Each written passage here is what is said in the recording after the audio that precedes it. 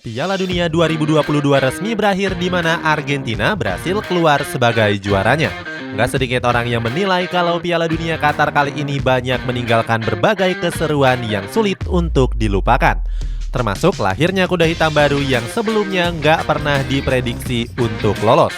Cetak Gol coba merangkumnya sebagai berikut.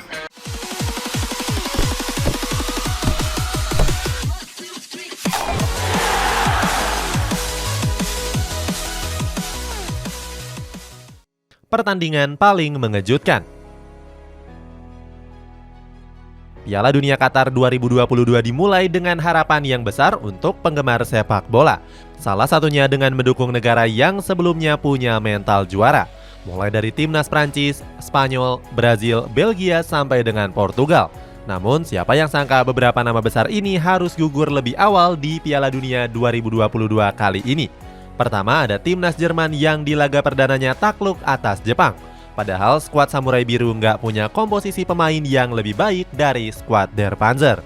Kekalahan ini pun membuat pelatih mereka yakni Hansi Flick mengaku kecewa besar.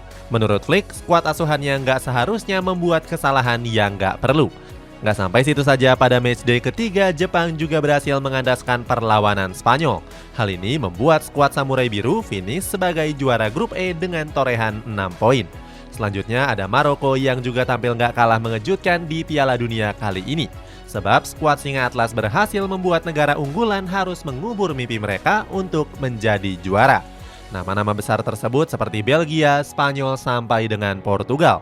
Selain itu ada juga Kroasia yang berhasil menyingkirkan Brazil dengan menempati peringkat 3 Piala Dunia. Final paling memuaskan. Selain banyak mengejutkan para penggemar, Piala Dunia 2022 kali ini juga menampilkan final yang seru. Nggak heran banyak yang menganggap laga final ini sebagai final terbaik sepanjang sejarah. Pertandingan final itu mempertemukan dua negara yang memang punya track record dan juga mental juara.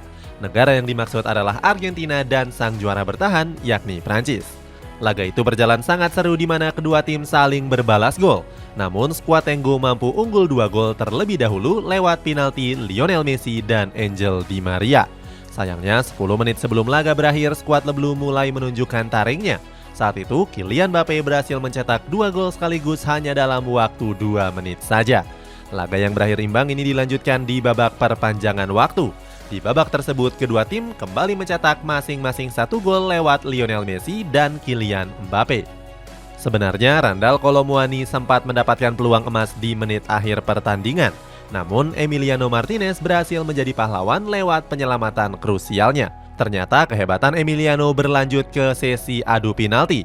Saat itu kiper Aston Villa ini berhasil menggagalkan tendangan penalti dari Kingsley Coman. Hasilnya pada babak ini skuad Leblu harus menyerah dengan skor 4-2. Selain itu final ini pun mendapatkan komentar dari legenda timnas Inggris yakni Alan Shearer. Shearer menilai kalau final Piala Dunia ini merupakan momen terbaik yang pernah dia tonton sepanjang hidupnya. Piala Dunia dengan banyak pesan politik. Walaupun begitu, Piala Dunia kali ini juga banyak ternodai oleh beberapa isu politik. Banyak negara unggulan yang mendukung kampanye LGBT saat pemerintah Qatar melarangnya. Seperti diketahui, Qatar sendiri merupakan negara mayoritas muslim yang memang punya aturannya sendiri, khususnya melarang simbol-simbol pelangi masuk ke dalam negaranya. Selain itu, Qatar juga membatasi konsumsi minuman beralkohol di tempat umum. Namun aturan ini nggak didengar oleh beberapa negara. Beberapa negara secara terang-terangan mengkampanyekan dukungan LGBT, mulai dari Amerika Serikat, Inggris, Denmark, Jerman, sampai dengan Wales. Inggris sendiri menjadi negara yang paling ngotot untuk mengkampanyekan LGBT. Kapten mereka yakni Harry Kane bahkan sampai rela disanksi demi bisa menggunakan ban kapten One Love. Selanjutnya ada Amerika Serikat yang mengubah warna logonya menjadi pelangi. Logo ini terpampang di tempat wawancara, hotel, hingga di tempat latihan. Kemudian ada Denmark yang juga ingin menggunakan kaos latihan yang berisi pesan hak asasi manusia. Namun keinginan tersebut langsung ditolak oleh FIFA karena mengandung unsur politik. Atas penolakan tersebut, Denmark bahkan sempat mengancam untuk keluar dari FIFA. Terakhir ada Jerman yang juga ngotot untuk melakukan aksi ini. Namun aksi ini ditentang oleh politisi negara mereka sendiri yakni Martin Reinhardt. Reinhardt bilang kalau kegagalan skuad Der Panzer di Piala Dunia karena terlalu fokus dengan politik. Keunikan opening ceremony. Jauh sebelum pertandingan dimulai, Piala Dunia 2022 sudah terkesan berbeda. Hal ini bisa dibuktikan dari opening ceremony mereka yang dibuka dengan lantunan ayat suci Al-Quran. Saat itu Ghanim Al-Muftah membacakan surat Al-Hujurat ayat ke-13. Pembukaan ini sangat terasa menarik karena untuk pertama kalinya opening ceremony dibuka dengan lantunan ayat suci Al-Quran. Di sisi lain, FIFA memang sengaja menunjuk Ghanim sebagai duta Piala Dunia. FIFA menganggap kalau pria berusia 20 tahun ini jadi sosok yang sangat menginspirasi.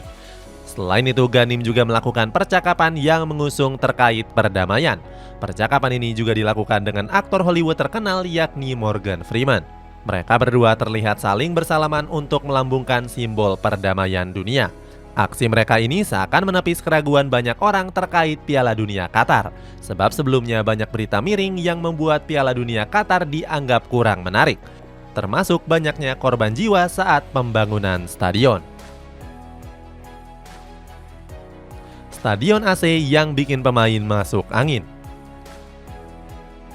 Qatar merupakan negara Timur Tengah yang dikenal dengan cuaca panas yang ekstrim. Gak heran mereka memasang AC di setiap sudut stadion untuk membuat nyaman para pemain maupun fans yang datang. AC ini bertujuan untuk menurunkan suhu panas yang mencapai 30 derajat Celcius. Kabarnya ada 7 stadion yang dilengkapi dengan fasilitas pendingin yang canggih. Sayangnya teknologi canggih ini nggak serta-merta membuat para pemain merasa nyaman. Sebab banyak pemain dari berbagai negara yang tiba-tiba mengalami demam tinggi. Termasuk dari sejumlah pemain timnas Prancis yang sampai absen karena hal tersebut. Menurut kabar ada 5 pemain skuad Le Bleu yang saat itu jatuh sakit. Mulai dari Adrien Rabiot, Dayot Upamecano, Kingsley Coman, Rafael Varane, dan Ibrahima Konate. Mereka dikabarkan jatuh sakit karena perbedaan cuaca.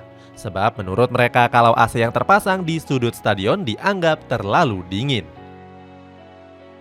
Teror flu unta jelang laga final. Nggak cuma demam yang disebabkan oleh AC, menjelang final beberapa pemain Prancis banyak yang terjangkit virus. Virus itu menyebabkan sejumlah pemain Le Bleu jatuh sakit. Mereka diduga terkena virus Middle East Respiratory Syndrome atau MERS yang disebut flu unta. Awalnya virus ini menyerang Dayot Upamecano yang saat itu sedang merasa kurang enak badan. Namun hal ini menular ke sejumlah pemain lainnya seperti Adrien Rabiot dan juga Kingsley Coman. Akibat flu unta ini membuat mereka harus menjalani isolasi agar nggak menular lebih luas. Nggak cuma para pemain Perancis, virus flu unta ini juga menjangkiti beberapa punggawa timnas Inggris, termasuk Declan Rice yang saat itu juga ikut terjangkit virus tersebut. Itulah ulasan keseruan Piala Dunia 2022 yang terjadi di Qatar. Bagaimana menurutmu? Apakah kalian setuju kalau Piala Dunia Qatar kali ini merupakan Piala Dunia terbaik? Coba tulis di kolom komentar di bawah ini.